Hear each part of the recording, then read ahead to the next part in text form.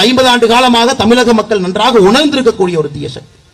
இன்னைக்கு இருக்கக்கூடிய அதிமுக தன்னுடைய தன்மையெல்லாம் இழந்து, இதற்கு முன்பு புரட்சி தலைவர் எப்படியெல்லாம் இருந்தார்களோ அதையெல்லாம் தாண்டி இன்னைக்கு இருக்கக்கூடிய அதிமுக எடப்பாடி பழனிசாமி அவர்கள் தலைமையில் எப்படி ஆயிடுச்சுன்னா ஒரு பிட்டிங் ஏஜென்ட் பார்ட்டியாக மாறி இருக்கிறது. டெண்டர்ல போடுவாங்க, ஹையஸ்ட் டெண்டர் லோவஸ்ட் டெண்டர்னு போடுவாங்க.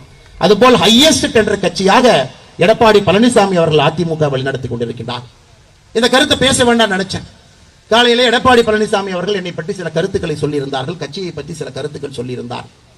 யாரையோ பிடித்து பதவிக்கு வந்த அண்ணாமலைக்கு என்ன தெரியும்? உழைக்காமலே பதவிக்கு வந்த அண்ணாமலைக்கு என்ன தெரியும்? அண்ணாமலைக்கு இருப்பது வாயும் வாக்கும் தான். அவர் மைக்க பார்த்தாவே பொய் பேசுவாரு அப்படின்னு எடப்பாடி அவர்கள் சொல்லி இருக்கின்றார்.